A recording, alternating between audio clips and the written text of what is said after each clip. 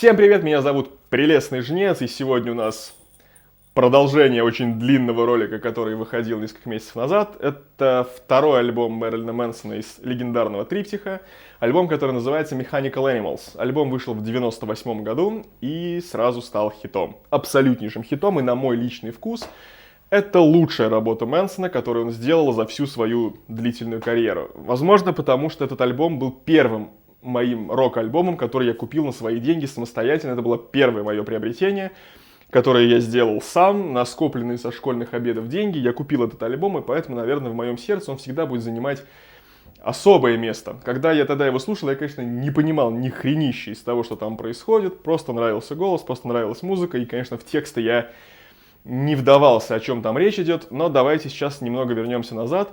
В прошлый раз мы рассказывали историю суперзвезды Антихриста, который из никого решил стать лидером, решил стать диктатором. В итоге у него это получилось.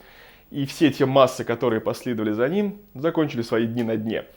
Альбом Mechanical Animals является приквелом к этому альбому, то есть он нам рассказывает о событиях, которые были до того, что происходило на альбоме Antichrist Superstar. Тут нужно сказать, что идею этого альбома Мэнсон взял у Дэвида Боуи и у его образа Зигги Стардаст. То есть это инопланетянин, который прилетел на Землю, попал в руки продюсеров, и из него сделали рок-звезду. Но надо сказать, что Мэнсон взял только концепцию и повел свое повествование совершенно в другом направлении, нежели у своего старшего товарища, на которого он очень много опирался.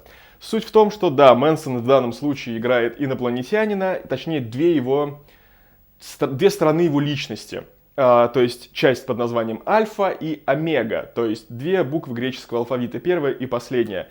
То есть состояние альфа — это исходное состояние героя, и состояние омега — состояние, которым он заканчивает этот альбом. И в течение всего альбома роли будут меняться, какие-то песни будут исполняться альфой, какие-то омегой.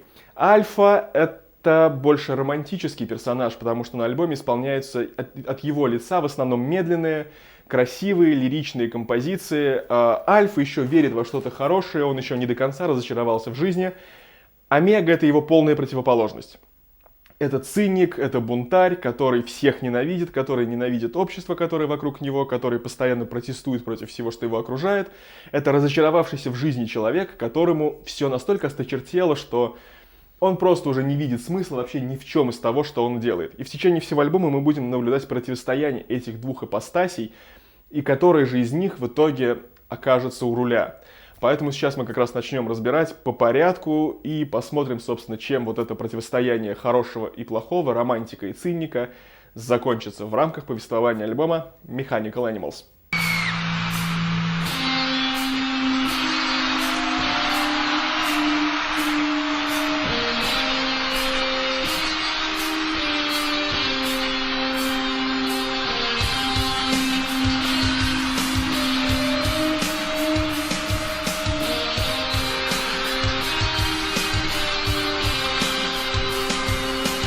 Отмечу сразу, что на момент, когда начинается повествование, наш главный герой уже стал знаменитым. То есть он уже звезда, он уже на вершине мира, и он уже имеет определенный статус в обществе. И первой песней с альбома стала песня под названием Great Big White World, Большой Белый Мир. И в данном случае белый цвет на этом альбоме вообще имеет особое значение, потому что в данном случае он обозначает цвет кокаина. Потому что к моменту, когда этот альбом, собственно, писался, Мэнсон уже довольно-таки давно и крепко сидел на этом самом наркотике.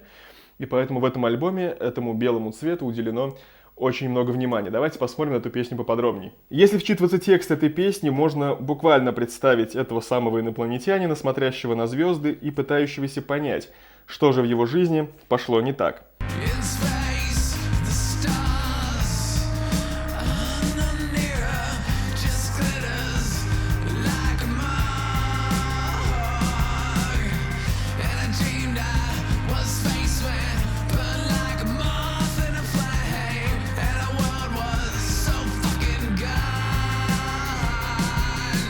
Звезды в космосе ничуть не ближе, они мерцают вдалеке, словно огни морга. И мне снилось, что я космонавт, обожженный, словно мотылек о пламя, и наш мир к херам рухнул. Альфа уязвим, разочарован, он пытается понять, что случилось и как он дошел такой жизни. Об этом, например, говорит следующая фраза.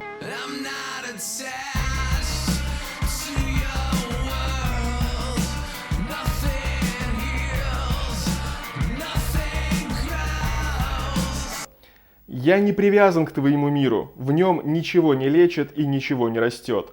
С первого взгляда можно сделать вывод, что Альфа как бы упрекает человечество за то, что оно загадило мир настолько, что он уже не может оправиться, не может залечить свои раны, и что на этой земле уже ничего не растет. Но с другой стороны можно предположить, что Альфа говорит о себе самом, что в нем что-то сломалось, что в нем самом ничего не заживет и ничего не растет. Он опустошен.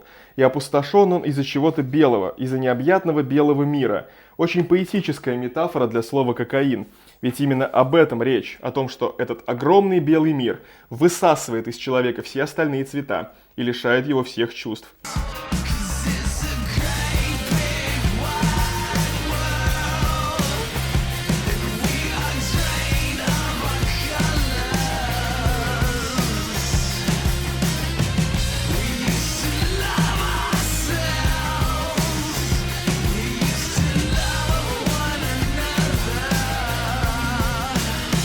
Потому что это огромный белый мир, и мы лишены других красок. Раньше мы любили себя, раньше мы любили друг друга.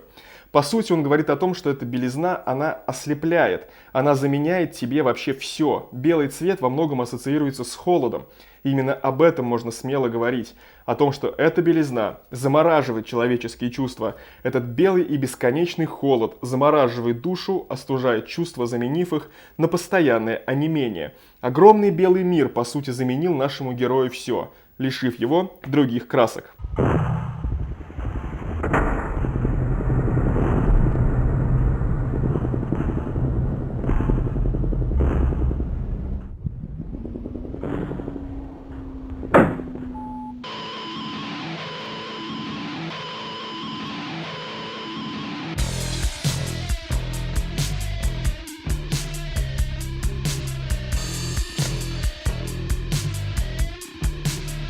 Песня «Наркотическое шоу», как нетрудно догадаться по названию, про наркотики. Спасибо, капитан Очевидность.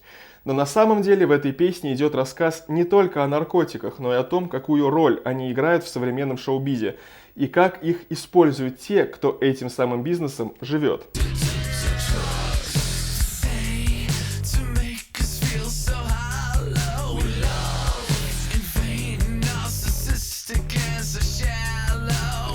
Наркотики, говорят, они заставляют нас чувствовать пустоту. Наша любовь напрасна, самовлюбленна и поверхностна.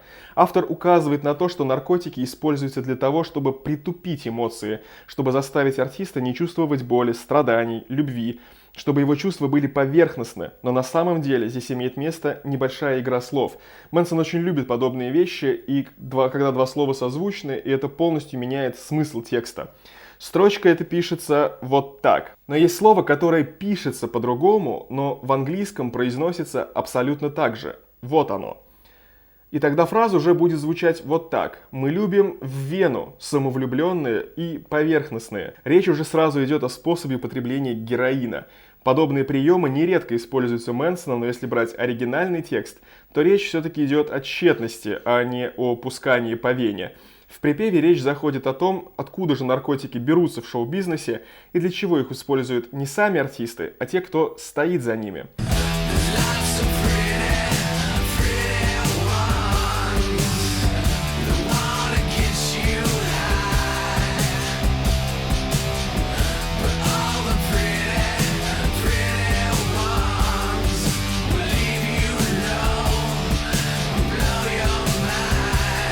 Вокруг нас много симпатяг, и они хотят принести тебе кайф. Но эти же симпатяги бросят тебя на дне, сведя тебя с ума. Речь идет о продюсерах и шишках звукозаписывающих компаний, которые держат музыкантов в кокаиновом бреду, чтобы ими было проще манипулировать, чтобы было проще выжать из них побольше денег, чтобы затуманить их взгляд настолько, что артисты не будут видеть, что по сути их используют. Когда артист становится не нужен, когда его популярность падает, когда наркотики доводят его до того, что он уже не в состоянии сочинять песни, выступать и приносить доход, эти же люди списывают музыканта в тираж, бросая его на самом дне, где ему придется уже в одиночку бороться с зависимостью, которая может свести его с ума или в могилу. И самое интересное, что эти самые продюсеры этого даже не отрицают.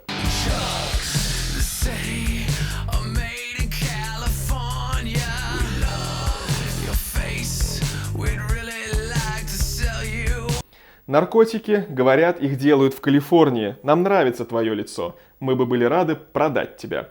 Но дальше Омега рассказывает то, что он прекрасно понимает, что это всеобщее внимание, любовь и почитание по сути иллюзия. Эти чувства искусственные, не настоящие, поверхностные.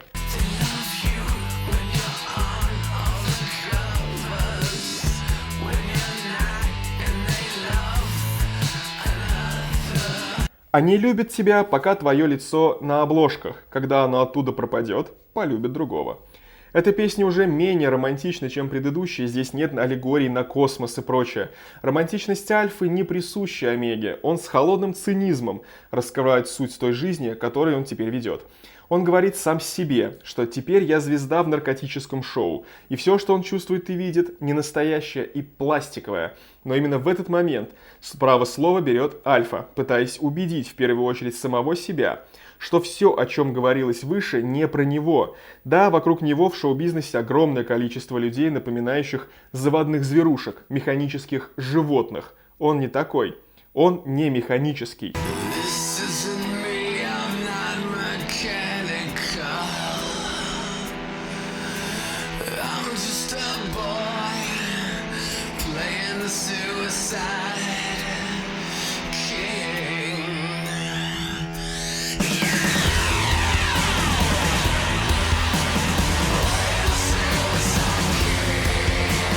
Это не я не робот, я просто мальчик, играющий короля самоубийств.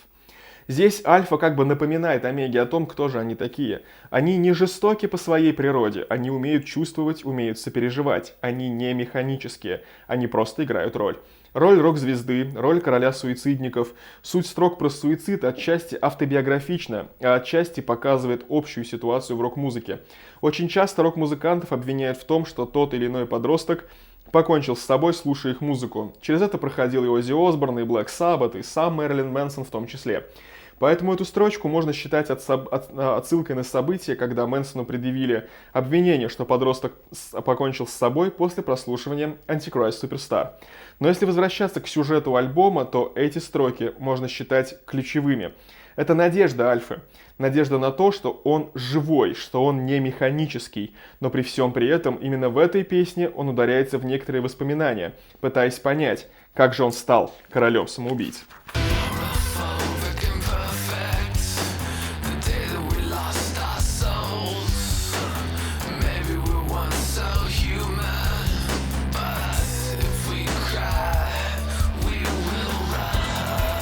Мы были такими совершенными в день, когда потеряли свои души.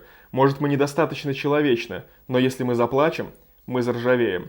Здесь Альфа использует множественное число, говоря не только о себе, но и о своей возлюбленной, имя которой он пока не называет. Имя которой мы узнаем уже только в самом конце альбома, но обращается он именно к ней.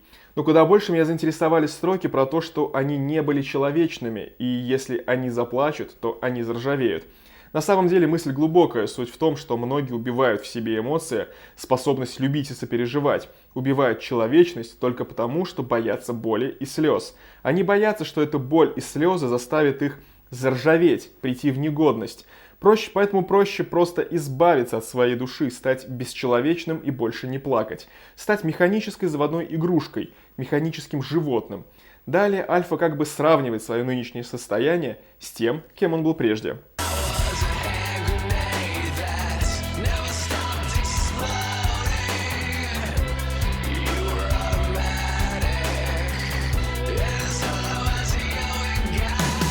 Я был гранатой, которая постоянно взрывалась. Ты же была автоматической и пустой, как буква О в слове Бог. Граната, что не переставала взрываться, речь идет о том, что он был бунтарем. Он был эмоционален, он видел недостатки и порочность мира вокруг и постоянно взрывался, пытаясь бороться с этим. Он был так же опасен, как ручная граната, которая может взорваться несколько раз. пока не встретил ее, спокойную, безмятежную, автоматическую и пустую. Уже во втором припеве Мэнсон дает этой девушке довольно интересное прозвище.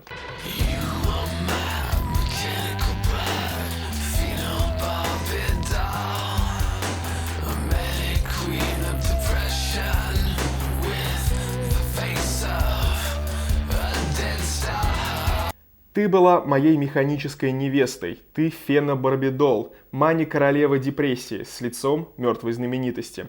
Здесь две очень интересные игры слов, которые довольно сложно перевести на русский.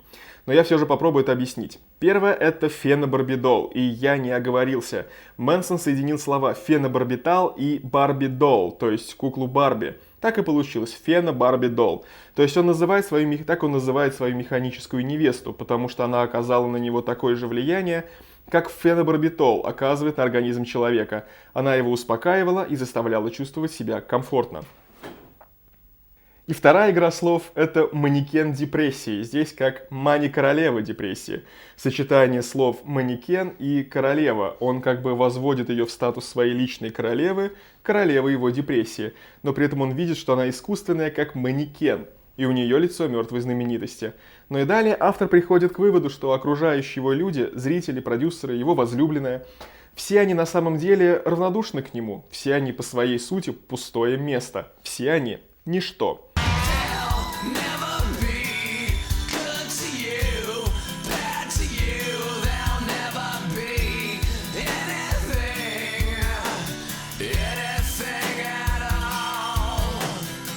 Но они никогда не были добры или злы к тебе. Они никогда не были чем-то важным. Они ничто. Но дальше слово берет снова омега, и в качестве своего аргумента он приводит то, что по сути все, чем он сейчас занимается, точно такое же ничто. Что музыка и слова пусты и тщетны, потому что рок мертв.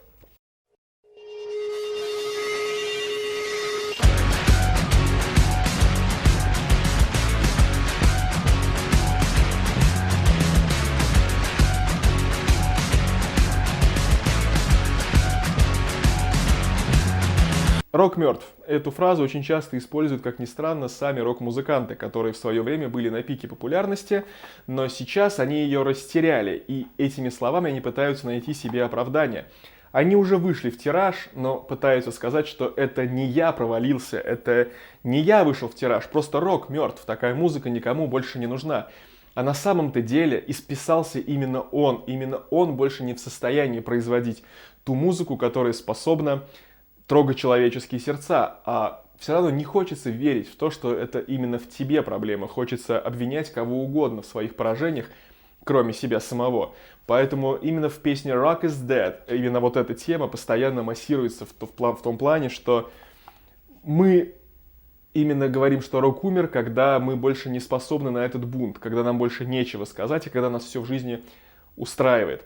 Яркий пример — это вокалист группы Twisted Sister Ди Снайдер, который в свое время рассказывал, что группа стала популярной, потому что он писал тексты для подростков, то есть бунтарские тексты для подростков, бунт против родителей, бунт против школы. Писал про какие-то минусы жизни, и он рассказывал, что когда он заработал огромную кучу денег, и я лежу около своего дома на шезлонге с бассейном, с красивой женой, и не могу написать ни строчки, потому что меня сейчас все устраивает, мне не о чем больше говорить. И вот как раз это та же самая ситуация. Правда, к счастью, Ди Снайдер про то, что рок умер, все-таки не говорил.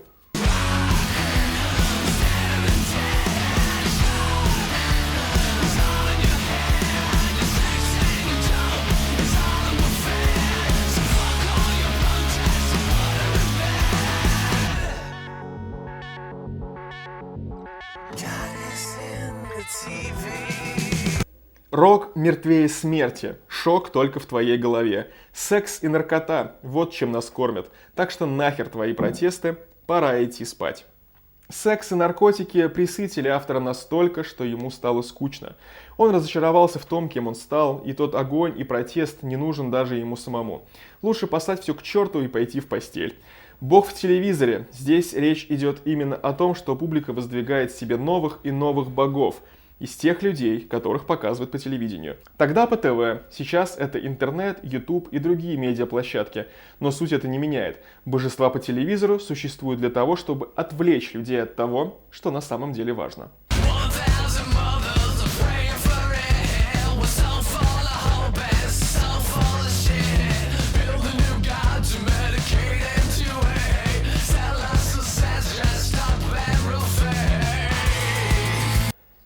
Тысячи матерей молятся на это. Мы преисполнены надежды и наполнены дерьмом. Возведем нового бога, чтобы он нас лечил и обезьяничал. Нам продают дешевые копии в красивых платьях. Красивые, но фальшивые. И казалось бы, вот все, о чем говорит сейчас Мэнсон, очевидно. Все и так знают, для чего нужна поп-культура.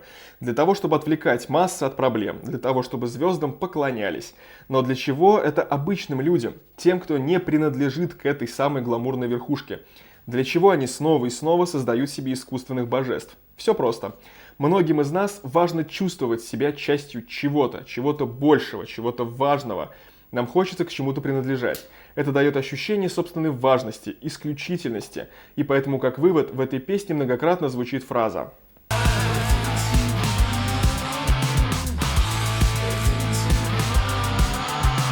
«Было бы к чему прильнуть». Или «было бы что-то, частью чего можно было стать».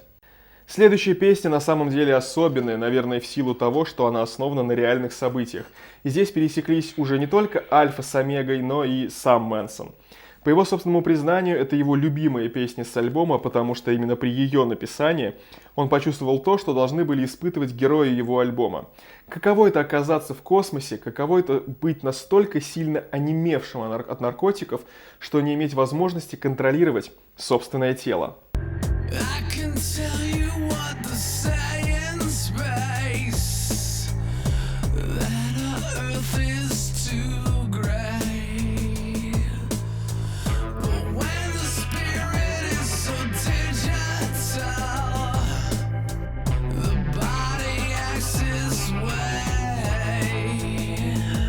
Я могу сказать, что говорят в космосе, что наша Земля очень серая, но когда твой дух оцифрован, тело действует точно так же. Для того, чтобы понять, о чем речь, нужно обратиться к тому, как Мэнсон изначально оказался в этом состоянии. Вот фрагмент его интервью. «Я люблю эту песню. Надо сказать, что это моя любимая песня на этом альбоме. Это было, когда в 98-м я жил вместе с Твиги в Голливуде. Я тогда встречался с Роуз МакГоун, и мы шли в ресторан «Радуга», где раньше я не бывал. И внезапно из кармана она вынула небольшой пакетик. Я сначала не врубился, потому что это явно был не кокаин. Это был кетамин. Этот наркотик вызывает диссоциацию, когда твой мозг и тело перестают действовать сообща. В итоге меня начало вводить по тротуару, потому что я не мог контролировать свое тело. Тогда мой турменеджер, он же телохранитель, буквально подхватил меня под руку и помог добраться до дома. И вот дома мне в голову пришла великолепная мысль пойти поплавать в бассейне. Скорее всего, я бы утонул, но в тот момент начала портиться погода, и я не пошел. Когда я проснулся на утро, текст этой песни уже был у меня в голове. Можно сказать, я увидел его во сне.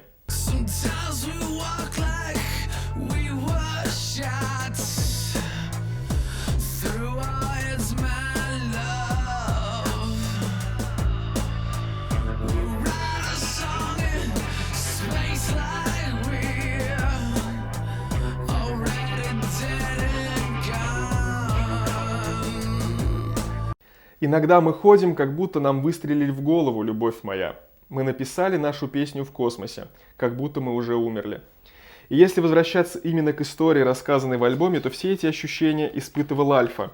Диссоциацию, онемение, выдуманное им самим возлюбленное, о которой мы уже говорили ранее. Он ощущает, что его слава и зависимость разрушают его.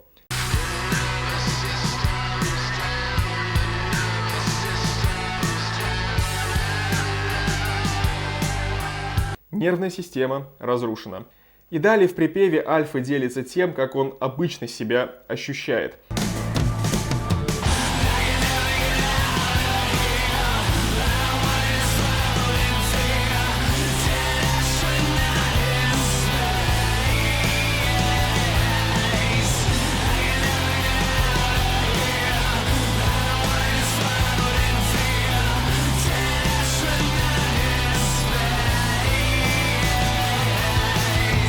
Мне никогда отсюда не выбраться. Я не хочу просто плавать в своем страхе, мертвый, как астронавт в космосе.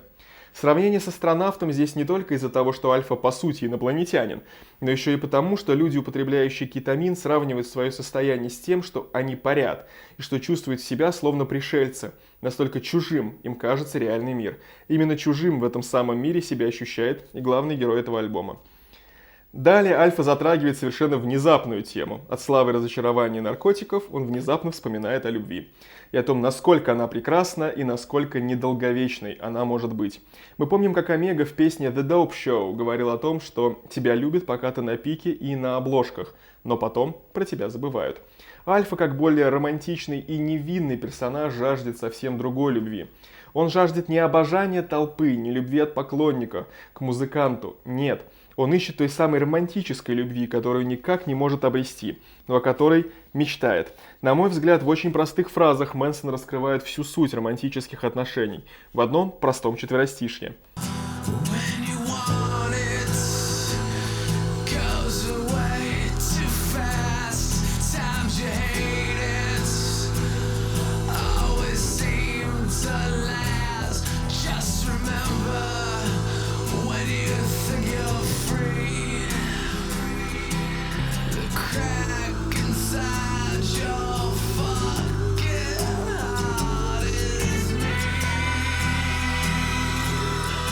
Когда ты жаждешь ее, она уходит очень быстро. Когда ты ненавидишь ее, она остается с тобой навеки. Просто запомни, когда почувствуешь себя свободной, та самая трещинка в твоем сердце – это я. Невероятно красивые и глубокие строки. Очень часто, когда мы любим и мы счастливы, любовь уходит очень быстро, что мы оказываемся к этому просто не готовы и потом страдаем. А вот когда мы страдаем и жаждем, чтобы чувства нас покинули, любовь остается с нами, становясь только сильнее. И далее очень знакомые многим чувства, когда в какой-то момент ты просыпаешься и понимаешь, что тебе вдруг стало легче, что вот оно, наконец-то ты освободился от любви, внезапно начинает кровоточить та самая маленькая трещинка в сердце. Трещинка, у которой есть чье-то имя. И это имя Альфа произнесет позже, намного позже.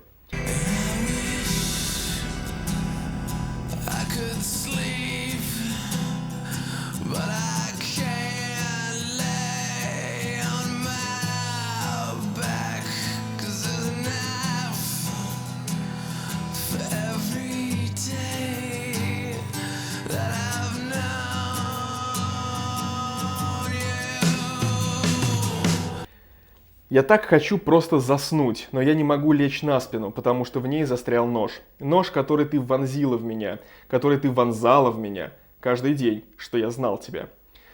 Тоже очень глубокая мысль, думаю, многим будет знакомо это ощущение, когда ты валишься с ног от усталости, но не можешь заснуть, потому что просто больно. В голову лезут мысли, воспоминания, ты буквально ощущаешь этот нож, застрявший у тебя в спине. И несмотря на такие грустные строки, несмотря на ту депрессию, которую автор демонстрирует в этой песне, в самых последних ее строках мы видим слабый проблеск надежды.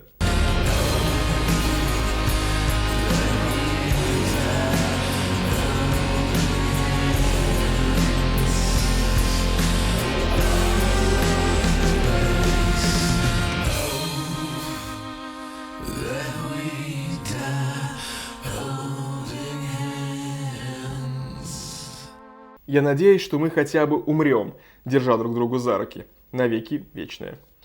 А вот дальше происходит метаморфоза. Внезапно депрессия Альфы вдруг сменяется гневом, можно сказать даже яростью, потому что именно в этой песне можно явно представить, как он сидит в своей гримерной, ожидая выхода на сцену и размышляет. Размышляет о своей роли, размышляет о своем месте в пантеоне знаменитостей, и тут он осознает, что по сути в разрезе шоу-бизнеса знаменитости своего рода боги. Им поклоняются, их почитают, их приносят в жертву и убивают на глазах у тысяч зрителей, превращая в иконы.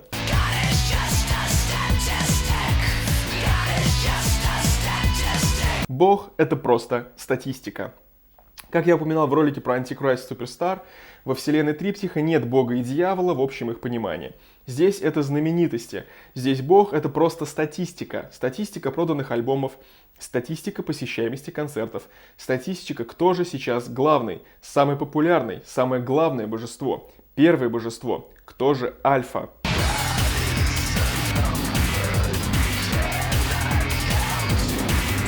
Бог — это число, до которого не сосчитать. Суть в том, что Бог — это бесконечность, то самое число, до которого невозможно сосчитать. И исходя из этих строк, Бог — это что-то непостижимое, кто-то, кого нельзя полностью понять и вместить.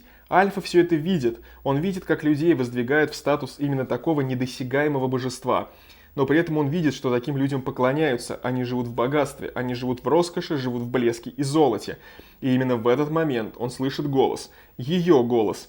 Первый и последний раз в этом альбоме та самая девушка, которую он не называет по имени, та самая его возлюбленная несколько раз шепчет ему на ухо слова, которые способны вместить в себя смысл вообще всего альбома.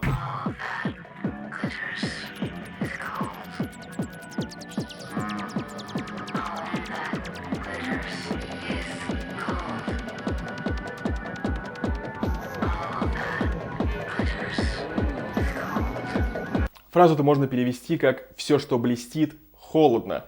Очередная игра слов, потому что и в русском, и в английском языке есть поговорка «не все то золото, что блестит». В английском она звучит так, что «all that glitters is not gold».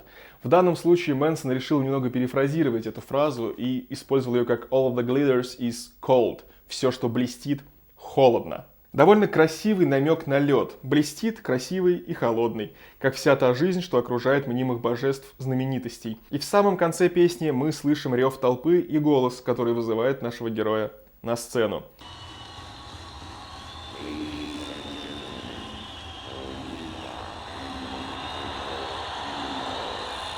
Дамы и господа, Омега и механические животные.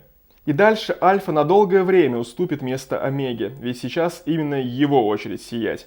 Песня «Я хочу исчезнуть» довольно короткая, но количество афоризмов, что будет в ней использовано, поражает. Каждая строчка, по сути... В каждой строчке только точки. О чем ты думаешь, когда читаешь текст про Мерлина Мэнсона? В каждой строчке только точки после буквы F. Нет, F именно, да. Ты поймешь, конечно, точно, что я сказать хотел. Каждая строчка — это весьма интересная мысль, которая нам раскрывает всю глубину падения, разочарования и полного пофигизма Омеги. Мы видим, что он не только ненавидит и презирает окружающих, мы видим, что себя он ненавидит еще сильнее.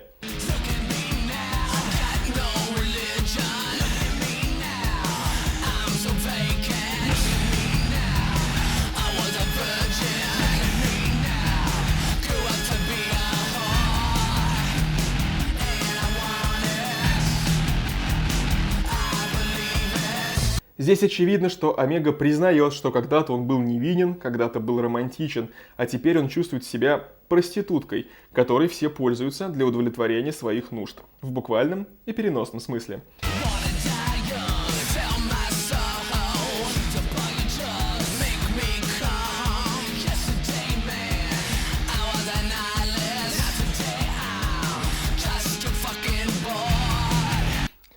Я хочу умереть молодым, продать свою душу. Хочу втянуть вообще все наркотики и кончить. Вчера я был нигилистом, а сегодня мне пиздец как скучно. Эти строки отсылают к огромному количеству интервью, огромного количества рок-групп. Умереть молодым, продать душу, употребить кучу наркотиков, кончить, переспав с первой встречной. Это все клише о рок-н-ролле, так называемый рок-н-ролльный стиль жизни, к которому стремится огромное количество людей. Но уже во втором предложении Мэнсон просто переворачивает все с ног на голову, показывая изнанку этого образа жизни. Вчерашний бунтарь и нигилист превращается в блеклую копию самого себя, которому скучно и вообще на все плевать, и превращается в человека, который просто хочет исчезнуть.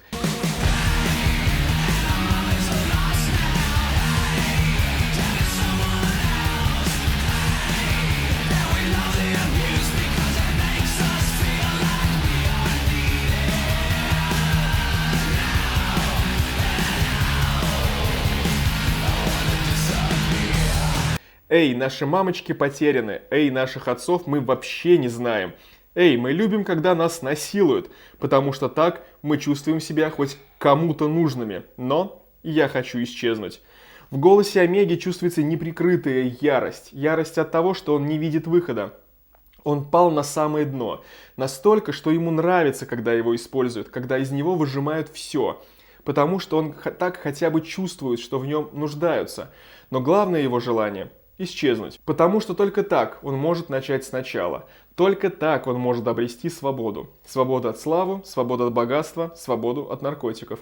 Наркотики, которые он так сильно не любит, но которые так сильно любят его.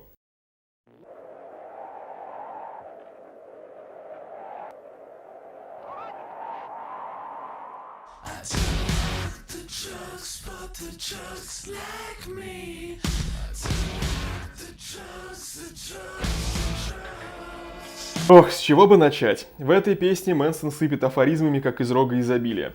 Каждая строчка несет в себе действительно интересный подтекст. И на самом деле, несмотря на забавное название, я, разбирая текст, просто выпал. Здесь можно снимать отдельный ролик про каждый куплет в отдельности.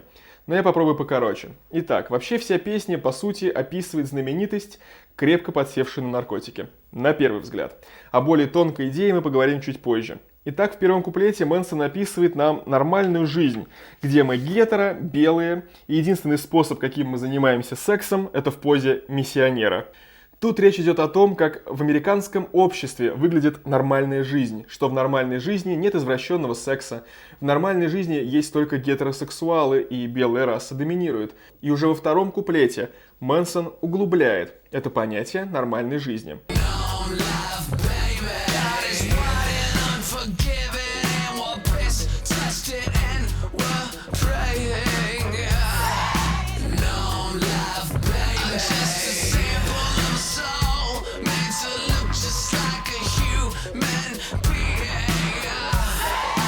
Это норма, детка. Наш Бог белый и неспособный на прощение. Мы проводим жизнь в молитвах и сдаче анализов мочи.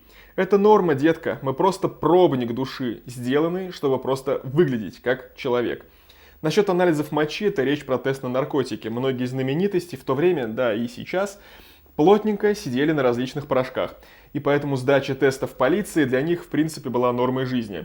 Здесь как бы показывается лицемерие, то есть днем на людях ты молишься, показывая свою набожность и праведный образ жизни, а вечером сдаешь мочу на содержание наркотиков.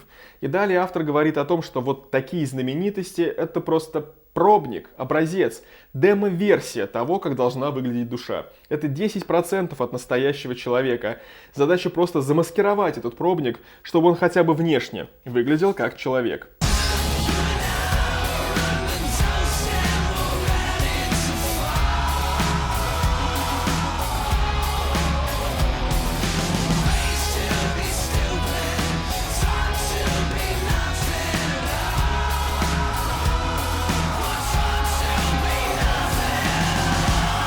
Как раз речь идет о том, что у большинства знаменитостей нет почти никакого содержания. Они пусты, выращены тупыми, и без своей славы они пустое место.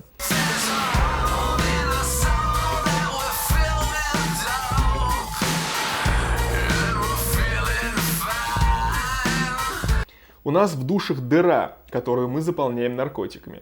И нам по кайфу. Нам показывают, что эти люди понимают, что у них в душах огромная черная дыра, которую они пытаются заполнить наркотиками. И это только доставляет им удовлетворение. И казалось бы, все, разобрались, но стоп, давайте глянем на клип. И вот тут нам демонстрируют совершенно другой посыл. Даже название песни можно прочитать совсем по-другому.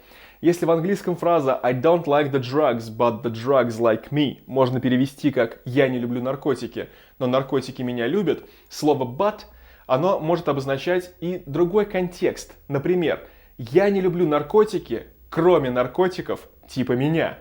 То есть «but the drugs like me» можно перевести и таким образом. И в клипе именно идет упор именно на такую трактовку этого текста. На самом деле, в данном случае речь идет не о знаменитостях, которые сидят на наркотиках, а об обычных людях, для которых наркотик – это телевидение, которым они заполняют дыру в своей душе. Телевидением, которое растит из них тупых баранов, которые являются пустым местом.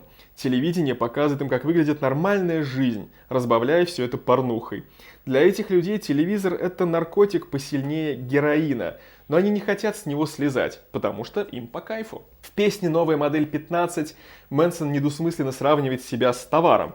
В этом контексте речь идет не о модели, как модель плейбоя или что-то в этом духе. Здесь речь идет о модели, как о новой версии чего-либо. То есть тут он говорит о том, что он стал новой моделью самого себя.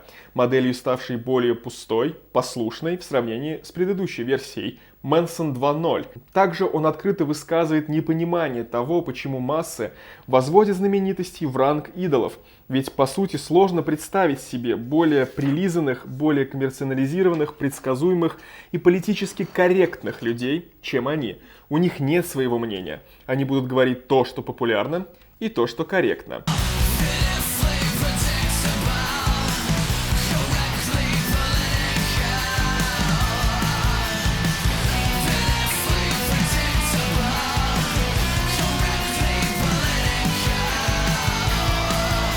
Невероятно предсказуем и политически корректен. А дальше Мэнсон говорит о том, что за всем этим лоском и блеском и за фальшивыми речами по сути-то ничего.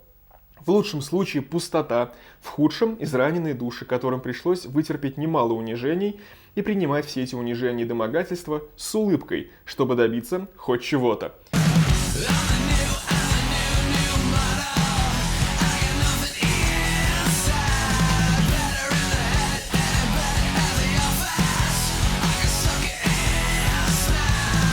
Я новая модель, я пуст внутри, я лучше вас, у вас в голове, я лучше вас в постели, в кабинетах я могу сосать и улыбаться. Ну и далее автор показывает, насколько на самом деле велика пустота в нем, насколько он хочет ее чем-то заполнить. Описывает он это, сравнивая себя с пустой видеокассетой.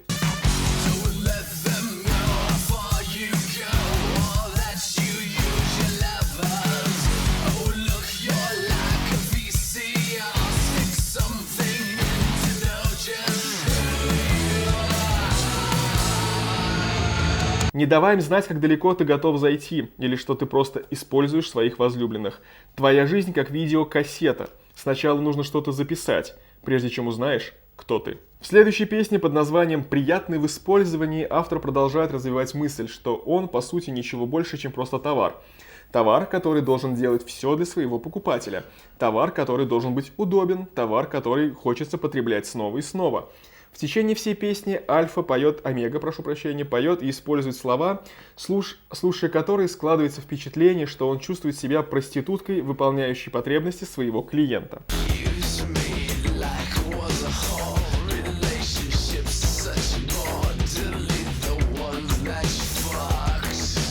Пользуйся мной, как если бы я был твоей шлюхой. Серьезные отношения – это такая скука. Мы хотим стереть из памяти все то, где нас поимели.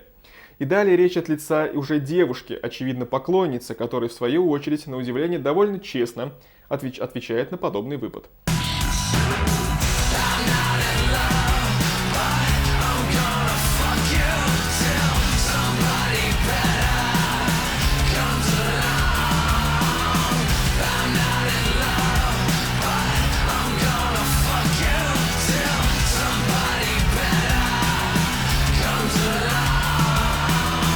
Она сказала: «Я не влюблена, но буду трахаться с тобой, пока не появится кто-то получше».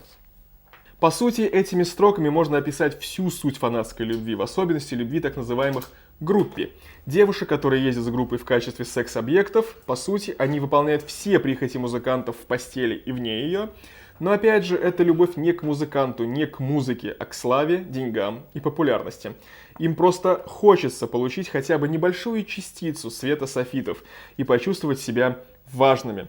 Но при этом именно такие люди быстро отворачиваются от своих покровителей, когда те теряют популярность или на горизонте появляется звезда поярче. В этой нехарактерно трогательной для Омеги песне мы слышим настоящие чувства этого циничного существа, которому осточертела жизнь, слава, внимание и прочее. И именно в этой песне мы видим, как Омега снова на время превращается в Альфу, в ранимого, еще верящего во что-то настоящее, в того, кто мог бы спасти их обоих. Здесь Омега немного приоткрывает свою скорлупу и дает выход именно потаенным эмоциям, которые во всех своих песнях он до этого подавлял.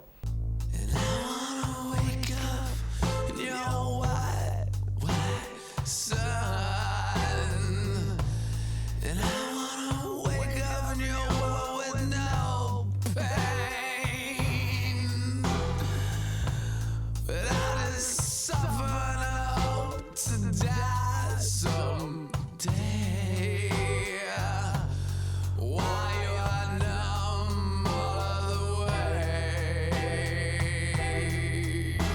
И я хочу проснуться под твоим белым-белым солнцем, и я хочу проснуться в твоем мире, где нет боли. Но все же во мне болью отдается надежда когда-нибудь умереть. Умереть, пока моя душа онемевшая. Здесь снова идет обращение к той самой загадочной девушке, о которой мы слышали раньше. Слышали про нее, но не ее имя. И вот в этой песне к ней в первый раз обращается Омега. До этого все монологи в ее адрес вел Альфа. Он признается, что скучает по тому состоянию, которое она могло ему подарить, когда душа немеет, и что именно в этом состоянии он хотел бы умереть, когда он ничего не чувствует, в большом белом мире под палящим белым солнцем. Омега более циничен, чем Альфа, поэтому то, что он говорит, все равно веет сомнениями, складывается чувство, что он не верит в искренность этой самой девушки, и что он бы предпочел ее ненавидеть, нежели чувствовать ее любовь.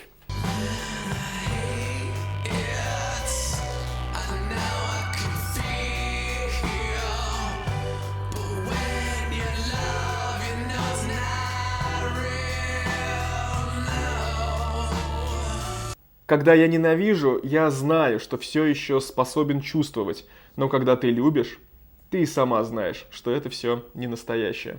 Должен признаться, что в этой песне есть один момент, на котором я не могу не остановиться, это гитарное соло. То есть до этого я обычно на этих моментах не останавливался, но тут я не могу пройти мимо этого, потому что когда я это слышу, у меня ощущение, что это боль, которую человек выразил в музыке, выразил в нотах и потом сыграл это.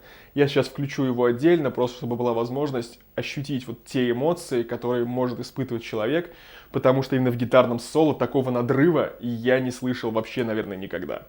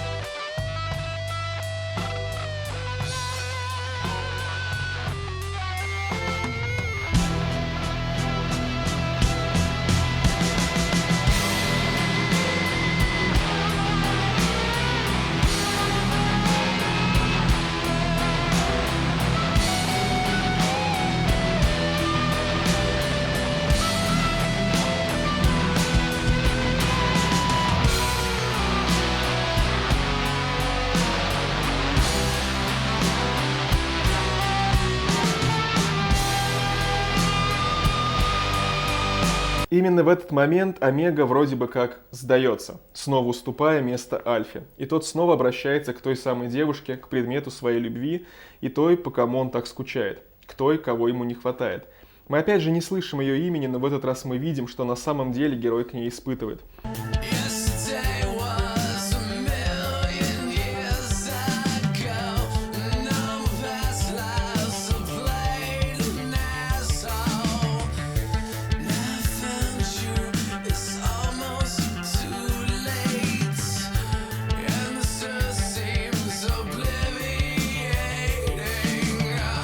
Вчерашний день был миллион лет назад. Во всех своих прошлых жизнях я играл подонка. Сейчас, когда я нашел тебя, уже почти слишком поздно, и эта земля, кажется, совсем позабыта. По сути, это любовная песня. Герой открыто говорит о том, что любит эту пока что неизвестную нам девушку. Говорит о том, что он уже отчаялся и что нашел ее в тот момент, когда для него было уже почти поздно. И об этом он напрямую говорит в припеве.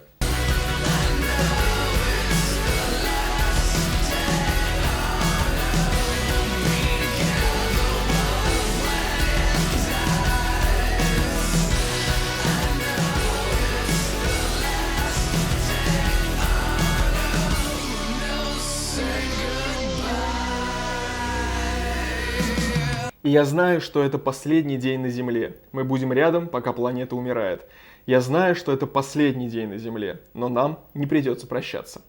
На самом деле эти строки — это отсылка к фильму «Миля чудес». По сюжету главный герой нашел девушку своей мечты именно в тот день, когда была объявлена ядерная война. То есть он встретил свою любовь в тот день, когда планета должна была погибнуть. Здесь Мэнсон говорит примерно о том же, что он встретил свою любовь, когда его мир должен был погибнуть.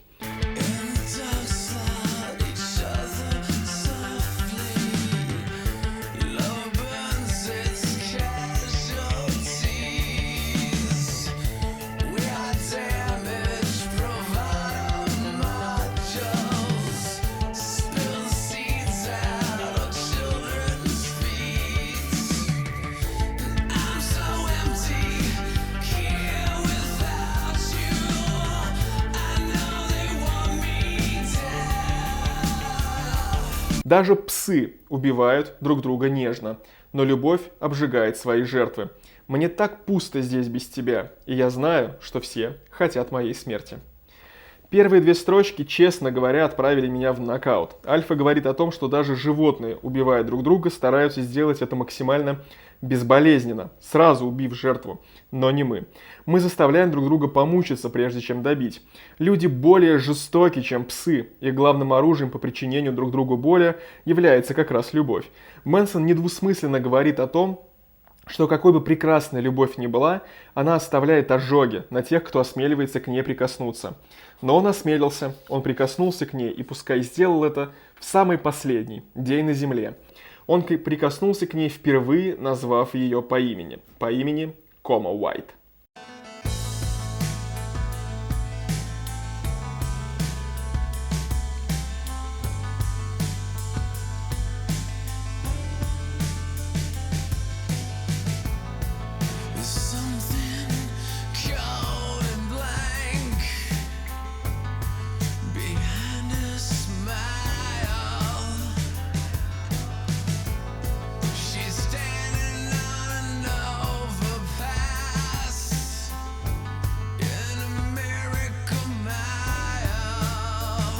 Что-то холодное и пустое скрывается за ее улыбкой. Она стоит на перепутье на своей миле чудес.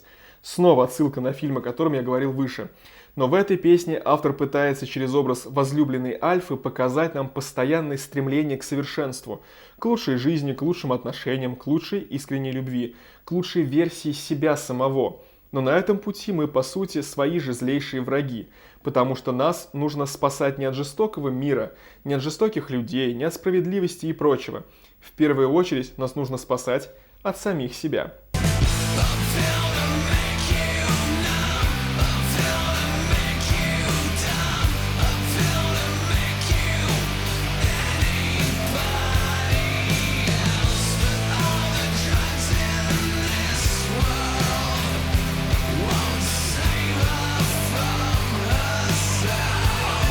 Таблетка, чтобы перестать чувствовать.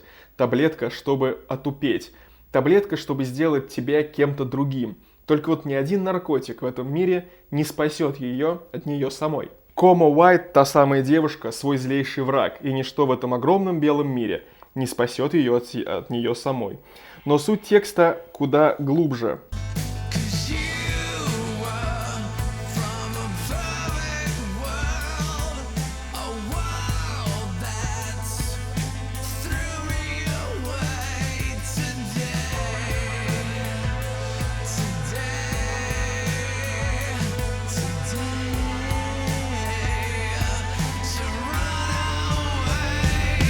Потому что ты из совершенного мира, мира, который отверг меня, мира, чтобы убежать. В действительности Кома Уайт – это не настоящее живое существо, это по сути персонализация. Персонализация наркотика под названием Кома Уайт, который принимает Альфа. И персонализация состояния, которое этот наркотик вызывает. Состояние белой комы, где твое тело и душа немеют, а мозг тупеет. И ничего в этом мире не сможет спасти и вырвать из этой белой комы. Именно поэтому данный альбом начинается и заканчивается очень символично. Он начинается с песни Альфы и заканчивается песней Альфы. Он начинается с белого цвета и заканчивается им же. Сначала был большой белый мир, и в конце белая кома, что, на мой взгляд, одно и то же. Белая кома отправляет нашего героя именно в тот самый большой белый мир, в котором он парит, словно мертвый астронавт в космосе, со стороны смотря на мир, где под воздействием наркотического шоу бродят механические животные. И казалось бы, герой все осознал, Альфа взял верх, ведь альбом закончился именно на его песне. Но нет, на альбоме по аналогии с Antichrist Superstar есть еще одна полупесня. Это тоже просто начитанный текст с кучей статических помех, где мы слышим следующее.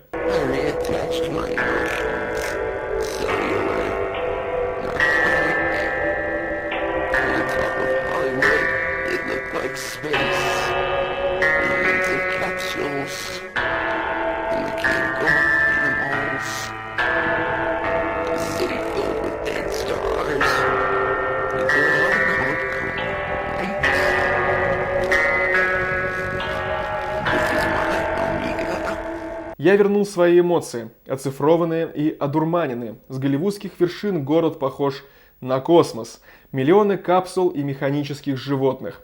Город полный мертвых звезд. Город, где живет девушка, которую я звал Кома Уайт. Это моя Омега. И здесь мы действительно видим, как Альфа сидит на вершине Голливуда, смотрит на город под ним, видит его как будто бы звезды в космосе, и он понимает, что в этом противостоянии с Омегой он проиграл. Это то состояние, в котором он остается. То, что с ним произошло, это его Омега. Можно сказать, что это один и тот же персонаж, находящийся одновременно в двух состояниях самого себя. Состояние альфа — это когда человек счастлив и еще верит во что-то хорошее, верит в добро, верит в то, что все с ним будет хорошо, верит в любовь и искренность, но заканчивается все состоянием омега, последней греческой буквы. Омега — это значит, что уже вот этот самый циник и нигилист, которым он стал в течение всего вот этого повествования. Он становится вот этим самым циничным человеком, этим циником, нигилистом, тем, кто отрицает все хорошее, и тот, который поставил перед собой задачу уничтожить этот окружающий его мир, потому что, по его мнению, они этого заслуживают. Он стал настоящей суперзвездой. И мы с вами знаем, как будут звать эту суперзвезду.